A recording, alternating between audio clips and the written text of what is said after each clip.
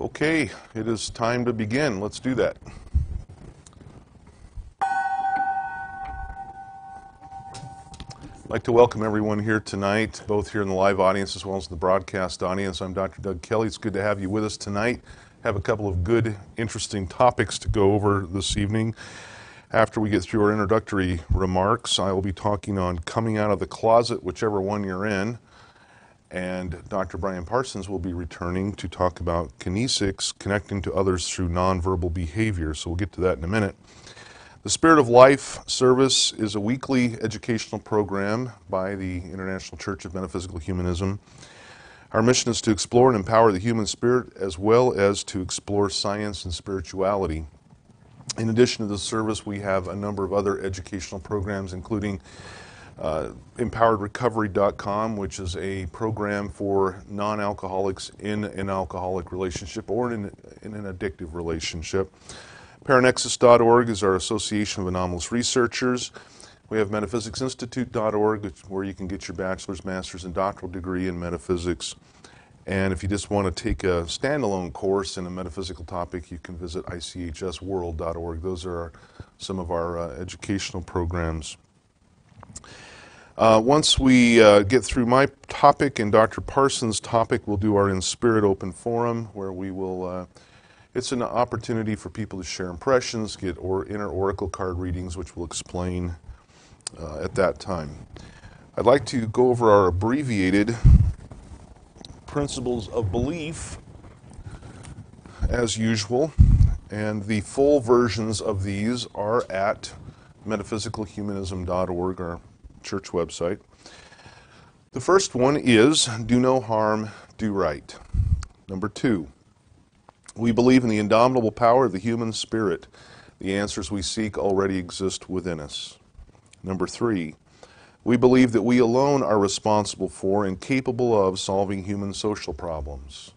Number 4, we are all equal. One planet, one race, one ancestry, one destiny.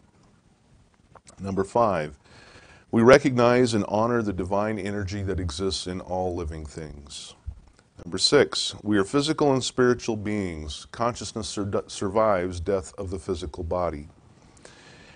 Number 7, self-acceptance, self-responsibility, and respect for free will creates self-completeness. Number 8, metaphysical education and practical life skills empower the human spirit and enhance the human condition. And number 9, expanding human consciousness leads to human evolution and peaceful coexistence. And again, for the full version of these, please visit metaphysicalhumanism.org, and there's even an expanded discussion of them on that site too. Now, as usual, I pull a random card for our theme each week. Tonight, I wanted to deliberately choose a particular card to serve as our theme because it fits in so well and it's a powerful one. This is from the Inner Oracle card deck, which I'll explain more later, but it's card number 3. It's in the Life Leadership Paragon Self-Acceptance suit, and the face value on it is be who you are, walk your own path. I think we pulled this one the other day, didn't we? We pull this one, seems to be somewhat frequently, but this one fits right in with my topic tonight, which is coming out of the closet, whichever one you're in.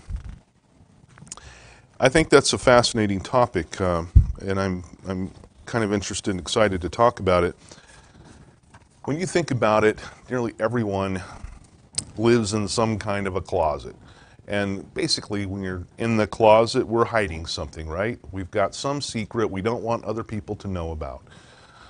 So most people, not all, but most people probably live in some kind of a closet and largely of their own making, although not always, but to one extent or another, it almost always is to their own making, or at least they continue it.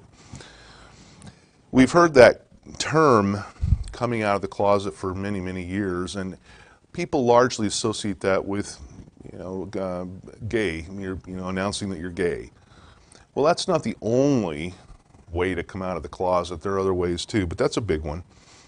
There's the family secret closet, Let me tell you about a guy I know real well grew up in an alcoholic home, and there was a lot of stuff that went on, violent stuff in terms of not so much to the people in the family, but there's a bug on me, bugs, but just violence in the home, and sometimes we never talked about it. Of course, you probably figured out that guy is me.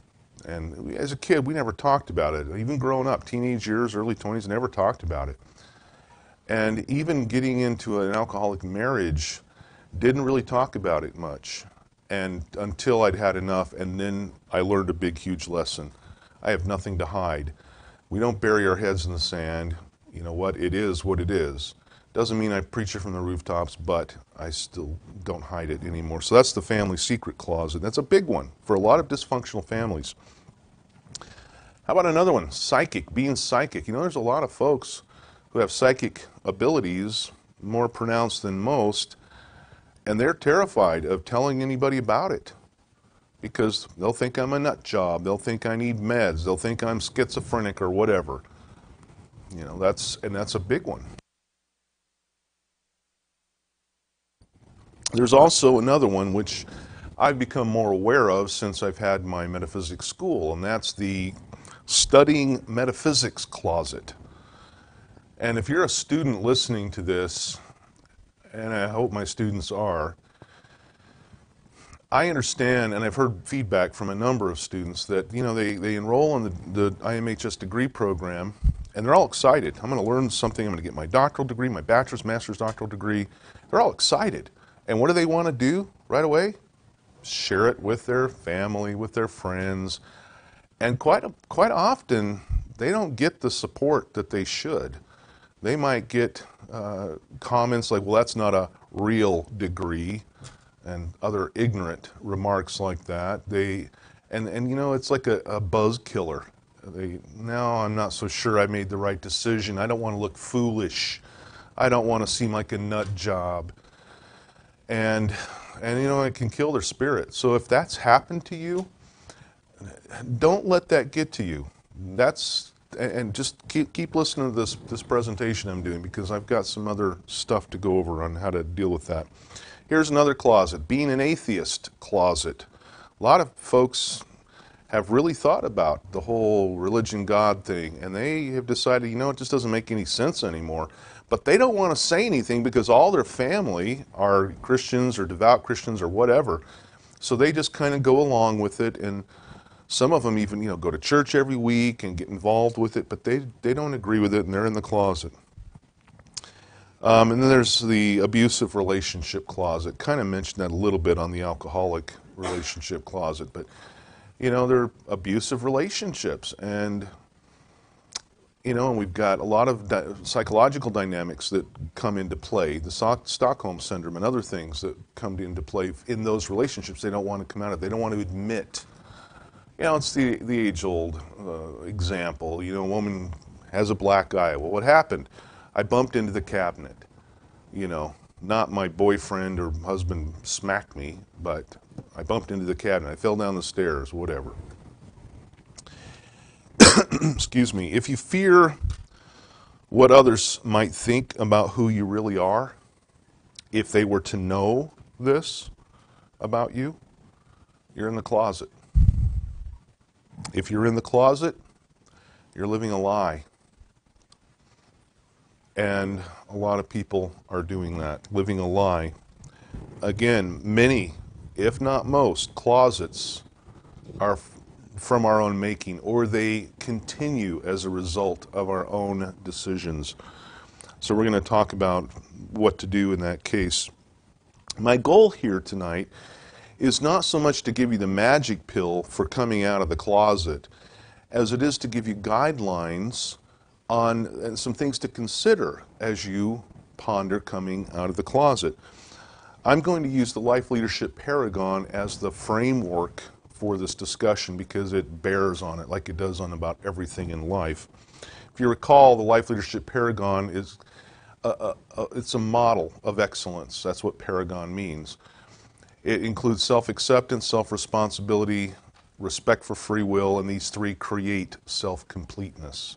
So We're going to go over each one of these within the context of coming out of the closet.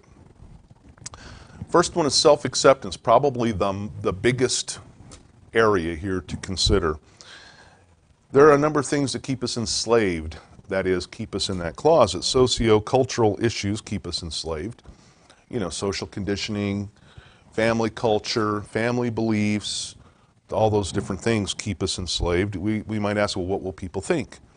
You know, what will they think? Will they think I'm weird? Will they think I'm a nut job? You know, the fact is that people can be ignorant and they can be thoughtless, and often are in times like this. Why? Well, I talked about this in our last broadcast last week. Low awareness. They don't have a higher awareness of people around them and the plight around them, people's plight around them. Probably the biggest thing that keeps us enslaved or keeps us in the closet is them-esteem. Self-esteem is based on internal expectations and validation. We know who we are and why we are who we are. We don't need other people to validate us. We validate ourselves. We have our own expectations. We have a good, healthy self-concept. Them-esteem is based on external expectations and validation. In other words, I only feel good about myself when everybody else thinks I'm doing the right thing. So if I come out of the closet and they don't agree, I no longer feel good about myself because they don't feel good about me. And my feeling good about me is based on their feeling good about me. That's them-esteem. We have to remember some very important points in this regard in self-acceptance. You have to accept yourself just the way you are, warts and all, as Shakespeare said. What else can there be? I mean, you are who you are, right? We are who we are. What else would you expect? You can live a lie, but that drains you. That requires enormous emotional resources to live that lie. You're perfect just the way you are. As long as you strive to be better tomorrow than you were yesterday, you're perfectly you. You are here at this point in life because of the choices and decisions you've made in life. You have a path to walk. Walk it. That's why I chose this card tonight. Be who you are, walk your own path. This is a big part of coming out of the closet. If you don't walk your path, who will? Nobody else can walk your path. Only you can walk your path. If you accept you, warts and all, it doesn't matter what other people think, no matter who they are. Now, I know we all appreciate or respect the opinions of people close to us, family, that sort of thing. But what if they don't agree with who you are? Whether it's being gay, whether it's being a psychic, or taking a metaphysics degree program. What if they don't agree with that? Then what? Are you going to just say, okay, well, then I can't be who I am, because they're prohibiting it? How much sense does that make? It makes no sense whatsoever. Think about this, and I really want to get through on this. People can disagree with you. Is that okay? Sure it is. It's fine. It's like, oh, you disagree with me. Wow, I better go find a tall bridge. Not.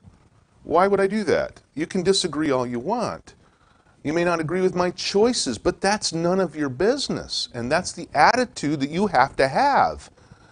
You know, okay, so you're coming out of the closet, you're psychic. Great. And they think you're a nut job.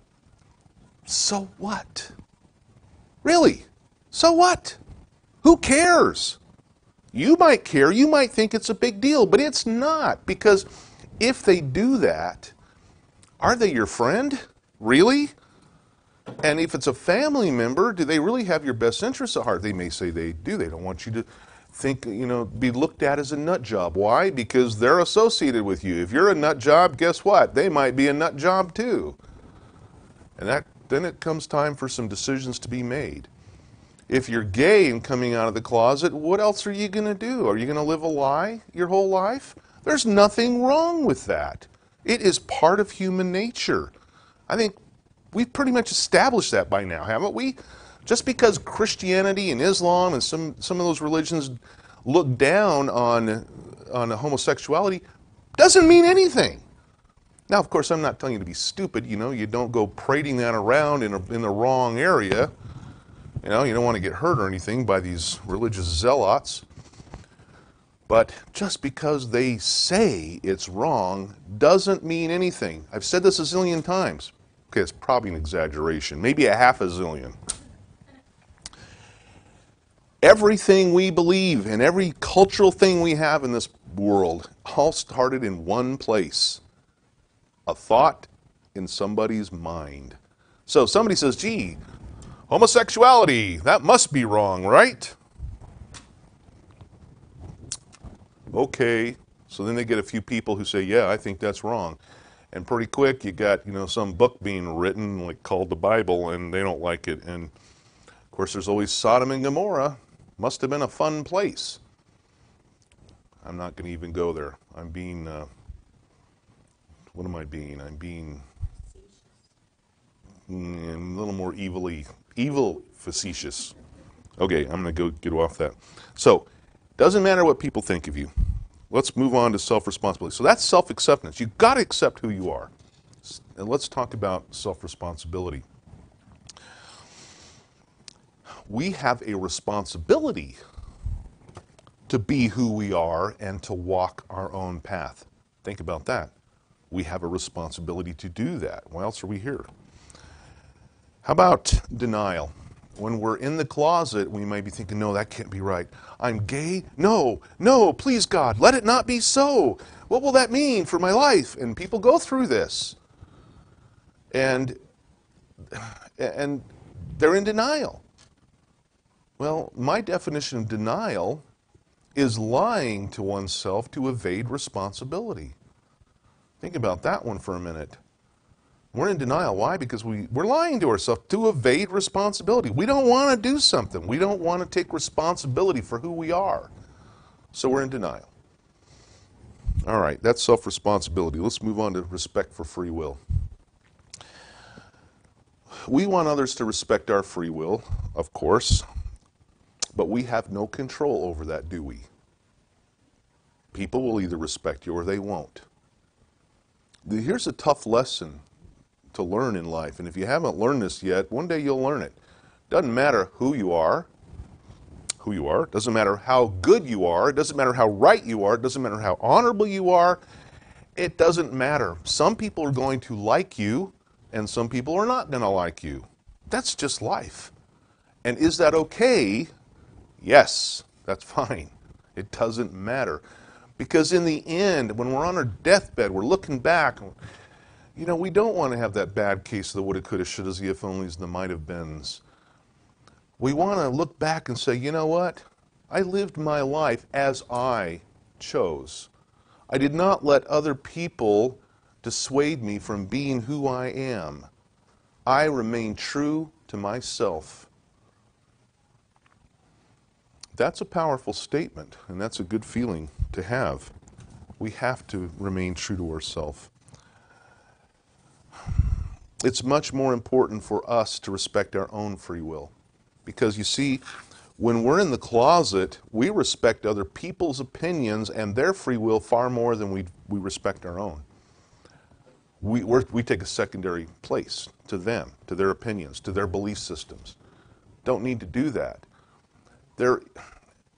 In this world, folks, obviously the foundation is do no harm and do right. We got to keep that in mind. Within that context, there's a lot of beliefs. Which one is right? Which one is wrong? They might be right or wrong for us individually, but you know, if somebody's got a different belief than us and they're doing no harm and they're doing right, so what? You know, so what? Doesn't matter. So we have self-acceptance, we have self-responsibility, we have respect for free will, and these three create self-completeness. As I've also mentioned in the program before, when we bring those into balance, into their proper order, they synergistically create self-completeness. Adversity, which you're experiencing if you're in the closet, is nothing more or less than a state of disorder. Think about a messy room. It's all cluttered, things are everywhere. You go and you look at that room and it's like you could say, wow, a lot of adversity here. And that could represent our life, right? Everything's amiss, everything's in the wrong spot. And so we go into that room and we clean it up, we put everything back into its proper order, and it's clean and it looks good, and the energy changes, doesn't it? Same thing with our lives. Adversity is nothing more or less than something is in a state of disorder. You put it back into its proper order, and the adversity goes away. It's pretty logical. And so, when we put self-acceptance back in its proper order, we bring balance to it. When we balance self-responsibility and respect for free will, the adversity goes away. Now, when we come out of the closet with some serious stuff, I mean, if you're gay or if you're psychic or whatever, some really heavy stuff, you have to understand that not everyone may accept that. Is that okay? Everyone say yes. Yes. It's okay. It may polarize your relationships. Maybe a family member won't accept it, but another family member will, so now it's going to cause some strife in the family. Doesn't matter. You have a right to be who you are, and the people that are not accepting you, it's their stuff, not your stuff. Their stuff, not your stuff. What does coming out look like? It means to simply be who you are. It doesn't mean that you go preach it from the rooftops. You don't have to tell every single person you meet on the street, hey, guess what? I'm psychic. Who are you? They might think you're a nut job if you do that. But you don't have to preach it from the rooftops, but you don't hide it either. I mean, it's like I meet a lot of people from through the week and all that, through the days. I don't tell everybody I have a metaphysical church and online school. It just depends whether it comes up or not. If the conversation goes there, if they say, well, what do you do? And then I'll tell them. I don't need to hide it, but I don't know exactly, it doesn't, I mean, same with growing up in an alcoholic relationship and in a marriage and writing the book on alcoholic relationships. I don't tell that to everybody I meet. No need to. If I were gay, that's just who I am. I don't need to tell everybody I'm gay. I don't tell everybody I'm straight. I don't like the straight gay thing, by the way. I don't like straight because, if you're straight, it implies that gay is wrong. I don't like that. All right. Here's the bottom line. Bottom line is you cannot restrain the human spirit indefinitely. You cannot restrain the human spirit indefinitely. Whatever closet you're in, you're going to come out sooner or later. It's just a matter of time. Why not make it sooner rather than later? Proactively do it. Be smart. Do it according to your own terms, but head that direction, because otherwise you're not walking your path and you're not being true to who you are. Never, ever sacrifice who you are for anyone else's beliefs or opinions. I wanted to share a quick experience to wrap this up. One of my students, who we will call Cindy, well, because that's her name. Not really. I won't tell you her real name. We'll call her Cindy. She wrote this just less than a week or so ago. She wrote this on one of her assignments or an email to me. She writes, on a physical level, I feel that talking openly about my clairvoyant experiences has shifted some people's perspectives on metaphysics. I've had family and friends who were once skeptical of my pursuits now actively questioning me with interest about it and even asking for my services. It's only been a year and I've seen progress. It wasn't easy for me emotionally to feel the initial rejection, but I continued to do it because I knew that there would be great value in planting the seed. I have no regrets, and I pushed myself to do it because I wanted to be an example of leadership for people who are intuitive and are afraid of being out, quote unquote. In the immortal words of Abraham Lincoln, whatever you are, be a good one. All right, let's move on to our next speaker, which is Dr. Brian Parsons. He is returning to talk on Kinesics, connecting to others through nonverbal behavior. Dr. Parsons has been researching ghosts and parapsychology since late 1996, and he's formed the Ohio Paranormal Investigation Network early in '97. He's one really smart guy. He's got a lot of stuff going, author of several books. I'm stroking you now. And he's also the executive director of Paranexus, our anomalous research association. He's on the staff of ICMH Church. So, Dr. Brian, it's always a pleasure to have you on the program. Thanks. It's great to be here. Great to be in Florida again. Though it's probably warmer up here than it is down there. It's 86 up here.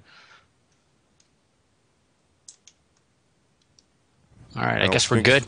Yeah, we're good. You're good to go. Okay. So kinesics, what is kinesics? Strange word, kind of odd, but I want to touch on what Doug was talking about, coming out of the closet. When I first started out in investigating the paranormal in 1996, I told nobody what I did because you were crazy if you were going to cemeteries and looking for ghosts. But over time, before the TV boom, I came out of the closet and told people this is what I do. I like doing it. And when it came up in general conversation, that's really it opened up a lot of doors to meet new people and have new experiences. So I went through that and continue to go through that as I write books and I meet people who don't know what I do. You know, I don't wave my flag all around and say that this is what I do. But that was a great speech, and I thoroughly enjoyed that. So, topic at hand: kinesics. Connecting to others through nonverbal behavior. So that's essentially what kinesics is nonverbal behavior. All right, next slide. First thing I want to do is I want everybody to fold your arms. I know that sounds crazy, but just fold your arms. All right. Now, if you notice, you look down, you'll notice one arm is over the other. They say that 70% of people cross their left arm over their right arm. Interesting. That's how mine are. Now, for the sake of the experiment here, cross your arms the other way. It's kind of hard to do. It feels awkward, right? It's really weird. It just doesn't feel right at all. Okay, you can relax. That's because it's an inborn behavior. We're born to know that we're crossing our arms a certain way. That's just how we are. We cross our arms a certain way. And you also see the little Einsteins there, one shaking his head yes and one shaking his head no. Those are also inborn behaviors. And we know this because people who are born blind at birth actually can respond by shaking their head yes and no. They don't learn that anywhere. They don't see that. They just do it because it's an inborn behavior. Okay, next slide. There are many terms that we relate to expressions, body movement, gestures, and things that we use in our everyday life. The ones you see up here on the screen, stone-faced, wear your heart on your sleeve, which is Shakespeare, by the way. Cold shoulder, keep a stiff upper lip. All of these things that you see here are things that we talk about in our normal everyday conversation. And this tells us that the relationship of nonverbal actions is vital to everyday communication. But are we paying attention? That's the huge question here. Okay, next slide. A man named Ray Birdwhistle, kind of a strange name, back in 1952 came up with the term kinesics. Unfortunately, over time, it's just become body language. He didn't like that term, and for good reason. Body language is not really a language. There's no grammar and there's no absolute meaning behind it. It's interpreted very, very broadly. And anybody who knows sign language knows that every gesture means something specific. You can have a little bit of grammar with that, but when it comes down to it, there's an absolute meaning with everything. So it is an actual language. And the third thing here, focus, there is body movement, facial expressions, and gestures. Those are the three things that kinesics is made of. That's it. There's no magic. There's no extra things, just those three things. And with body language, kinesics, nonverbal communication, whatever you want to call it, there's a lot of misunderstanding and misinterpretation, a lot of things that go along with this. And I don't really have the time to cover all of that, but we're going to focus on some things that you can do to become a better communicator through nonverbal communication. Okay, next slide. We'll see a guy here standing there. Hey, he's got his arms folded just like we were. And notice his left arm is over his right. Despite what a lot of books and courses state, they say that everything's a matter of fact when it comes to interpreting body language or body behavior, especially somebody with their arms crossed. That's like 101 after the handshake thing. But folded arms can mean a lot of different things. And it doesn't necessarily mean that this person's standoffish. It could mean he's just confident. Maybe he has to go to the bathroom. Maybe he's just tired of waiting for something. Maybe this is just his habit. He does it to relax his shoulders. Maybe he's just kind of resting or trying to be imposing. Maybe he's just posing for the picture. We don't know. Without the context of a conversation and other things that go along with this, we have no idea why this guy is standing there with his arms crossed. We just assume, it could be one thing or the other. And there's no one way to describe that or say that this is exactly why this guy is doing what he's doing. Okay, next slide, please.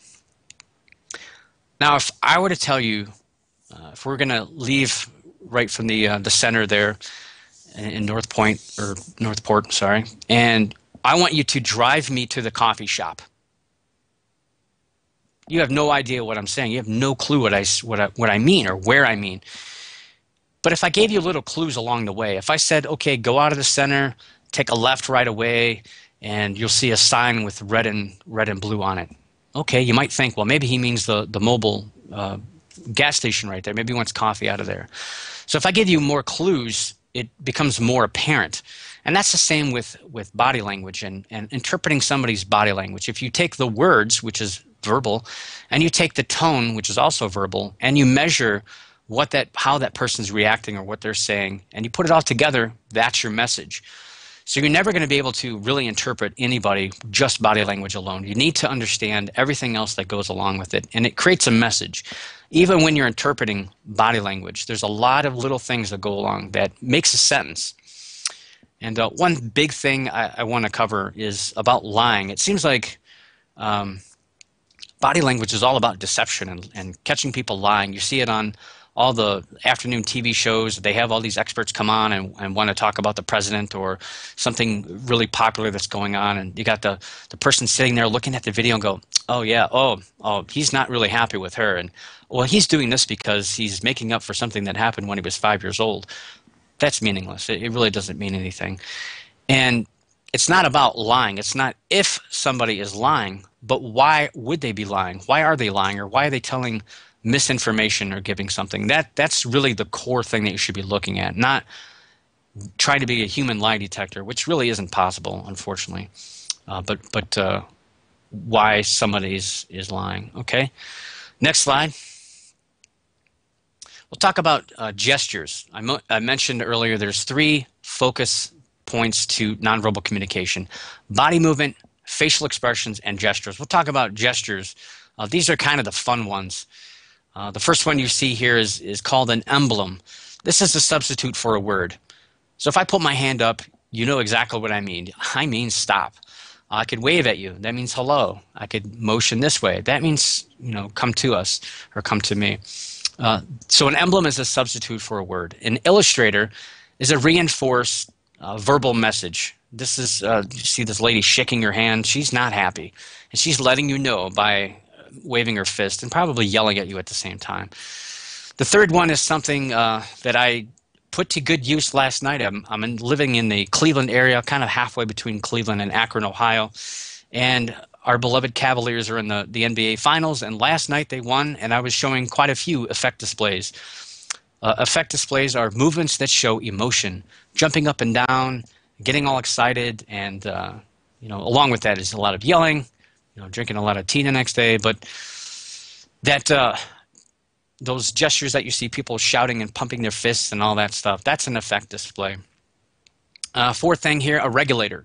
These are things that control flow and pace of words. You see the little picture there, the guy's yawning. He's probably not enjoying my speech. He's probably getting a little bored, and he's hoping that I'll stop talking. And we do this also when we're talking with people, not just non-verbally, but we also do it verbally. And a lot of times we probably don't realize when we do this, when we stop our conversation or end our sentence and allow the next person to speak. But we all kind of pick up that cue subconsciously. We understand when somebody else is done speaking. And those are regulators. The fifth thing here, an adapter. This is something that we do to relieve tension, a nervous habit. The photograph here shows a man bouncing his leg up and down. This is something I see all the time. People who are sitting and they're nervous, they tend to move their foot as a way to release that tension. Okay, next slide. A man named Dr. Paul Ekman spearheaded what we know as microexpressions. It's become a very, very popular thing. And that's due to a TV show that was based on the work of Dr. Paul Ekman. It was on TV from 2009 to 2011. It's called Lie to Me. Very great show. I love the show. Unfortunately, it kind of came across as matter of fact. But unfortunately, a lot of that stuff was kind of stretched. But the show was based on Paul Ekman's work, and he is the spearhead of microexpressions. Now, macro expressions are regular everyday expressions that we see on people's faces when we have normal conversations. They last between a half a second to 4 seconds, normal time. A micro expression is something that happens very quick, very fast, 1/15th to 1/25th of a second. It's generally concealed, meaning the person doesn't want to show it. If I'm in a meeting with my boss and he tells me, well, you know, you've done a great job and you've worked hard, but we're only going to give you a 2-cent raise. I'm not going to be happy about that. And instead of showing anger or frustration, I'll try to conceal that emotion, but there'll probably be something that'll leak on my face that'll happen really fast. These are involuntary, meaning we can't stop them from happening. They're going to happen no matter what. And these are based on 7 universal emotions, which, the next slide, please. This will show you happiness, sadness, anger, contempt, disgust, surprise, and fear. These are universal emotions, meaning if you go to the deepest jungles and go to a group of people that have very limited or no contact with the outside world, if they see these pictures, they'll know exactly what they mean because they'll have something in their culture that's very, very similar. They may not call it disgust or contempt or surprise, but they have emotions that are very, very similar to this. And again, this was work discovered by Paul Ekman, who visited a village in New Guinea that had limited contact. Okay, next slide. Here's a couple of really quick tips to help you kind of connect with other people in very unique ways. You probably heard of this one. It's called mirroring or mimicking or matching. This is something that people do to try to gain trust or even compliance or acceptance by other people. Generally, when you're talking to somebody in an interview, if you matched what that person's doing, and that's not doing it exactly the same exact time that they do. If somebody's talking to you and they're saying, well, I really am interested in what you have to bring to the table, you don't want to just instantly do this and you know, try to match what that person's doing, because it'll look awkward, it'll look out of place, and they'll see it, and it'll make them think that you're not very confident. So the trick really is to, after they're done speaking, use similar gestures. You may not want to put your hand on their chin like they did. Maybe you would not want to do that anyway because you're kind of blocking yourself, but maybe you would use a hand gesture that would have your hands near the same area but out in front of you, something like that. So you're matching a positive with a positive. That's reinforcing that. There's also a way to diffuse a bad situation by mirroring or mimicking or matching somebody else's body language. Somebody's really mad at you, they're upset, and they got their arms folded, and their shoulders are all the way up to their ears, and they're angry, and they're yelling at you and telling you that you don't know anything, and you're full of it, I'm not listening to you, and you know they're closed off because they're angry, they're upset, and their body language is showing that. The best way to do that is to, just for a very short, brief period of time, match that when you're responding to them. And when you're offering something in return, something to communicate a solution or asking them to consider a different approach, that's when you want to switch to something positive. So if they're attacking you like this, you'll say, you know what, you need to listen to me because I'm going to offer you some really good advice. Please just listen to what I have to say. So you switch to something positive, and sometimes it gets that person to stop what they're doing and match your behavior. And if you can get somebody to stop showing negative behavior and show something positive, or at least neutral, you can bring them out of that angry or upset feeling that they're in the middle of. And the last thing here, posture. Be aware of how you're sitting or standing. You know, if you're in an interview, you know, leaning off to the side might not be a smart thing. Or leaning away from somebody, it might show that you're not really interested in what they're saying. But again, it's all about the context. Next slide. This is proxemics is kind of a study of distance between people. We all have seen this stuff before. Intimate space, personal space, social space, public space. But it's key to understand where people come from can dictate how large these areas are. For some people, such as somebody in a rural area, that public space may be a lot bigger, and that social space may be a lot bigger, and especially that intimate space. Well, intimate space really never changes. You're either intimate or you're not intimate, right? But if you see a farmer and he waves to you from 50 feet away, that might be his version of a handshake. He might not want you to come rushing up to him and put your arm around him and shake him at close range. Probably make him feel a little uncomfortable. So these are things that you need to kind of take into consideration when you're meeting different people of different cultures and backgrounds. Next slide, please.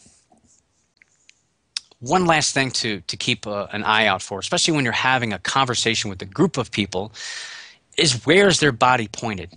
Now, if you're in a social circle, which is the picture there on the bottom left with a group of people standing around in a circle, 5 people, that's a social circle. They're all interested in what each other's saying. They're having a very good conversation.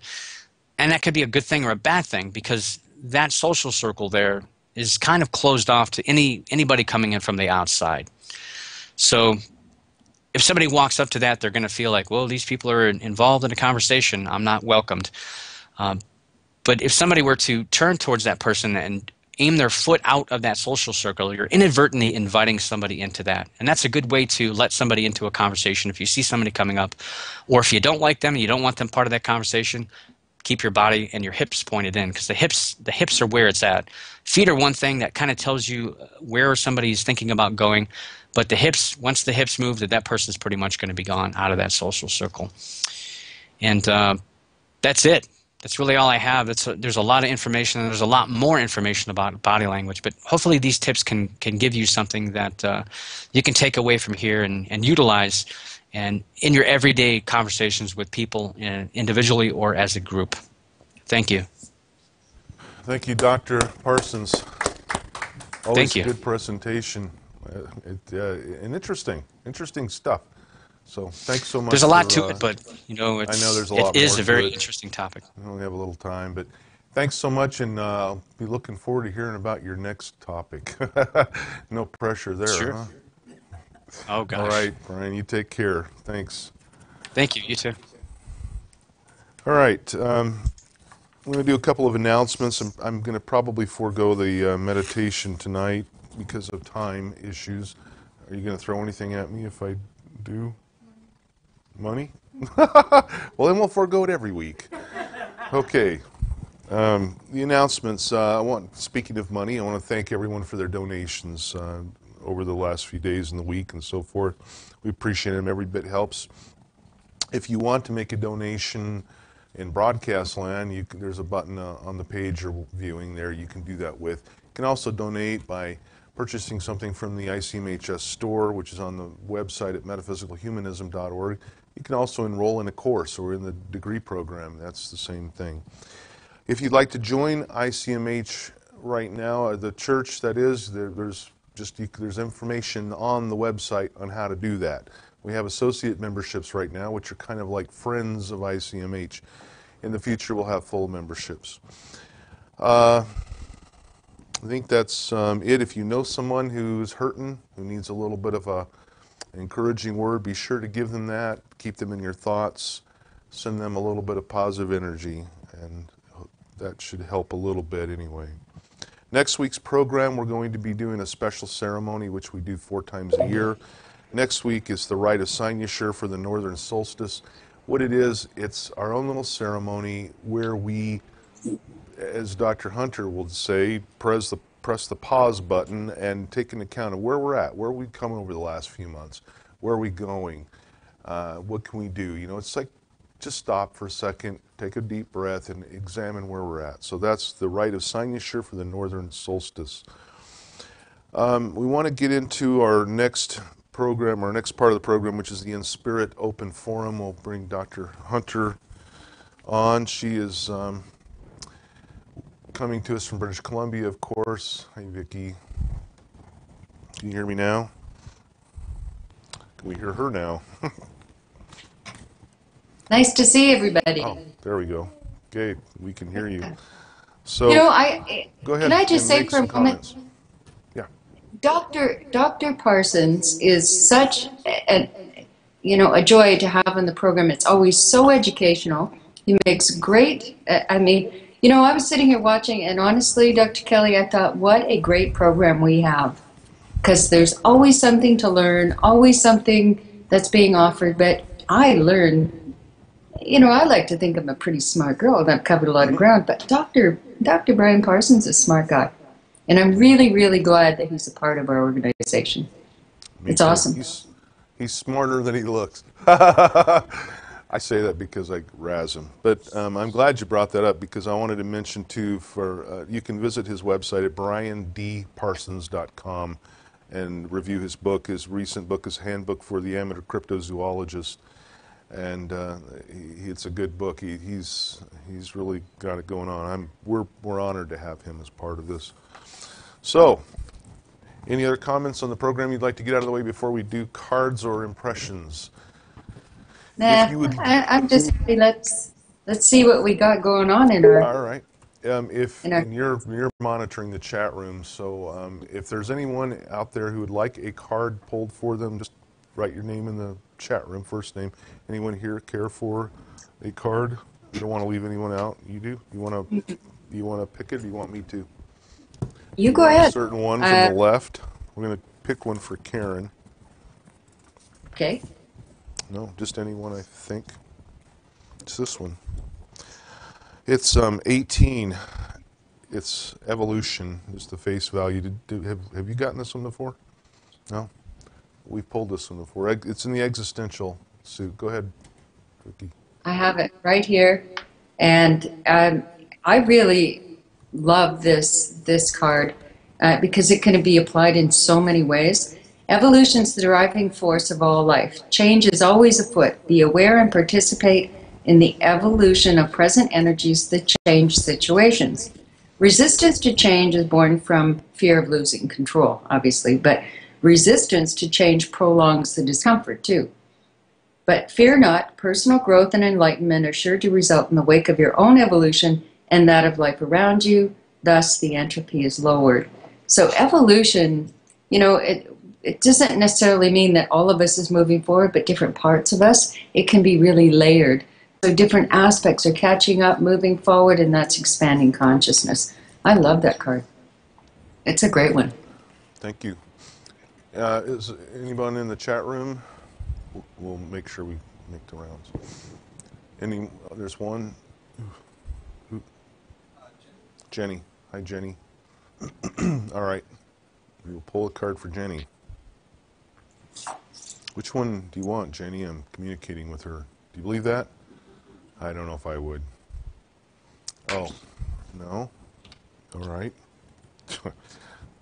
Who's the nut job now, huh? It's card number 25, Spirituality Suit. The face value is Power of Belief. That's a good card, too. Power of Belief. Everything comes back to belief.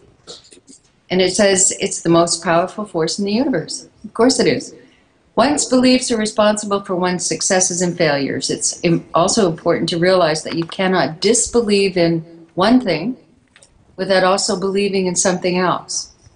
So, beliefs can help or hinder, enable or disable. Denial is a belief that means lying to oneself to evade responsibility. Ponder your beliefs to see if they're healthy or unhealthy and proceed with conviction, which is really our motto of tonight. Our big, card of the night is be yourself. Good. All right. Phyllis, would you like to pick one or you want me to pick one? Feeling lucky. That's like the Google thing, huh? Feeling lucky? Okay. I'm going to go over here to this one. It's number 21, Insight Wisdom. Insight and wisdom. Well, wisdom is the successful application of knowledge using experience and understanding. Insight is discernment and seeing the underlying truth. This may be a time to look deep into your inner character and underlying truth to understand motives and reasons. Insight, wisdom, and acceptance of the true nature of the present situation or individual, that's the same, you know, it's can be something or yourself, is necessary to gain a deeper understanding as well as to discover potential solutions. You know, I don't think we have drawn that card before. I don't think And we have. no, you know, it's a very, it brings to mind a very wise man once said to me that all human beings are born loving and trusting. The key for us as we grow is to learn where to place that wisdom. You know, so we can't just throw it away, but we apply our knowledge and we apply our experiences as best we can. And that's wisdom. So, thanks. Would you like me to pick one for you, or you want to pick one? Number 5 is wild cards. Number 5, you're a wild card. It's the face value is don't hate. The energy at hand is outside the norm. You know, that may seem like a negative symbol to select, and it's not. It's a very powerful kind of statement to ourselves, because we all get frustrated, we all get angry, we all, you know, have this other emotion. And I love what Dr. Parsons was saying about, you know, the 7 universal emotions, right? Mm-hmm. But it's about whether or not we extend that beyond ourselves. So here's what this card says. A low energy signature refuses to learn more in order to better accept and understand others. So that's kind of what the too much anger extended out does. Hate grows in this low frequency. The result is fear, demonstrated as the need to, you know, criticize and control. This is how wars begin, whether it's in relationships, families, or countries. Understanding does not mean one has to agree. That's an important point. It means rising above the low frequency to do no harm, do right to the self and others.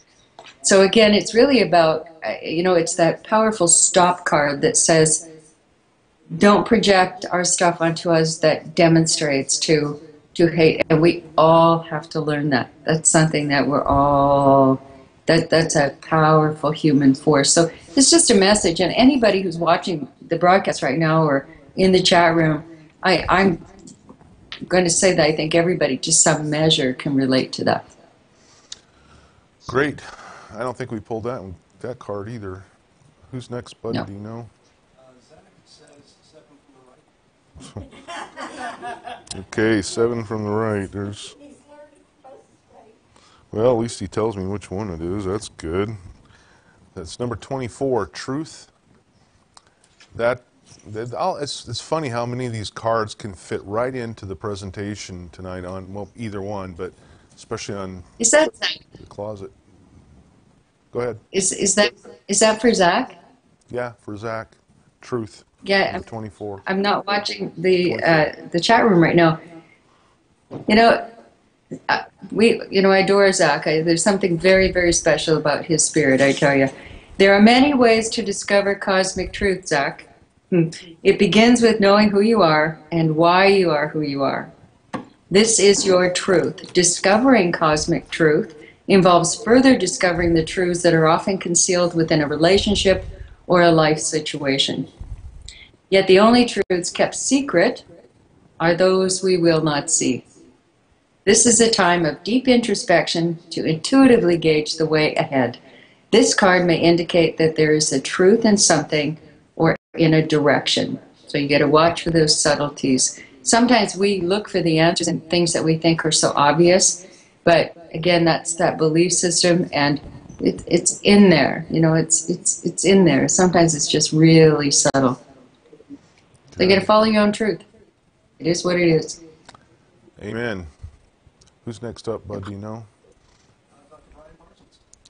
Dr. Brian Parsons. His name rings a bell. Yeah. It was nice to be back in Florida. That was funny.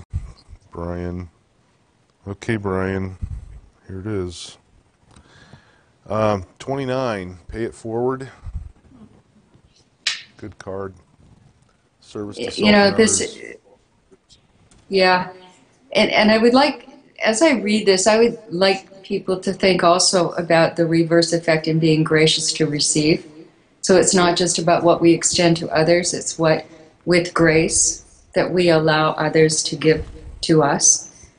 See, otherwise we're trying to control the giving, right?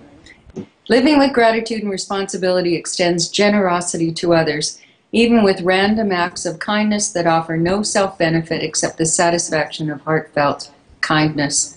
This may be a time to calm the spirit and lift the heart by giving forward without any particular reason, reminding yourself that love is at the center of all life.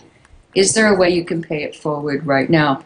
You know, we know Dr. Brian fairly well, and it may be that there's something, Dr. Brian, that you're observing in your life about other people.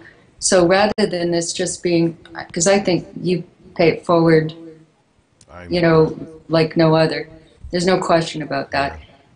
We also have to take those lessons that we live for ourselves into our circle of people. Like, do our circle of people resonate on that same frequency and pay it forward? If there isn't that generosity or that kindness of spirit around us, then sometimes we have to do a little house cleaning, you know. So I think these messages that these symbols give us can be applied in many ways. It's not just a singular avenue. It's the message can be interpreted. So when I'm sensing this, of course my intuition's working overtime here right now, is we all have that too, where we just have to say, you know, am I really encircled by good, kind people? And are these kind people who propel that energy, and to keep propelling that energy? We're being who we are as best we can, and we want that, again, to be in that support. There's always going to be people who don't resonate with us, and that's fine, because everybody's useful in some way. We interact in a lot of ways. But kindness and giving forward is key. So I hope you don't mind me adding that in there, Dr. Kelley. It was bonus, eh? It was bonus. Quilliam. Michael Quilliam. Good to see you. Huh? Well, I'm not really seeing you, but it's good to see you here. Yes. What a guy. What a guy.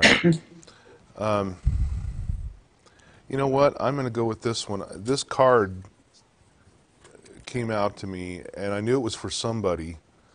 I had no idea Dr. Michael was in there. It's number 20, deliberate intent. And I don't know what it means for you, Michael, but it may mean nothing for you, but it's one that just kind of popped out of the deck, and when that happens, I just, let's go with the moment. Go ahead, Vicki. The simple act of intention registers your wants and desires with the universal consciousness, which then sets energy in motion for their attainment. Deliberate intent is focusing your intent like a laser, causing you to become entangled with whatever it is that you desire. It's not magic. It requires effort. Focus on what you want, not on what you don't have. Release with patience. You know, and you know, we know Michael Quilliam, and we're really glad to see you. He's joining the program tonight. I think Michael knows all about deliberate intent, and maybe the message here that you're picking up on, Dr. Kelley, is for Michael to do that, not just for his wife and his family, but for himself as he now moves forward, you know, in light of some big challenges in this past year or two. So, Michael, all the power to you. Focus, deliberate intent, and go forward. Cool. Well, we're going to just take one more quick one. Robin. Hey, Robin. It's right in the center here. It's gains, number 27. Gains. I like that one. Let's give a quick comment on that one, and we'll wrap it up. Yeah, it's about choice and action that has a trade-off and result. What are you willing to trade off, like the trade for a new result or a gain? A secondary gain is a price for getting what we want, and the price is denial of the truth of a situation, perhaps. This may be a time to assess if something needs to be traded for improved benefits. Healthy decisions are sure to bring about positive results and satisfying gains. You know, it really is that we have to trade energy for energy. You can't just get rid of something without that space being filled. And if you want something new, then you have to surrender something else. And that's just the way energy works. So it's in our mentality. Our intellect also has to recognize these things to reinforce that energy. It's a good one. Thank you very much, Dr. Vicki. Thanks to everyone for your participation tonight, for being here, for being on the broadcast. Thanks to Michael Kelley for engineering our broadcast. Thanks to Dr. Parsons, Brian Parsons, for presenting to us tonight, and we look forward to having him back. And just thanks to everybody. Until next week is our ceremony, so try to watch the broadcast if you can, and if you're at home and you have a candle handy next week, grab it. We'll have one here. Until next week, listen, think, learn, grow, and live. Thanks.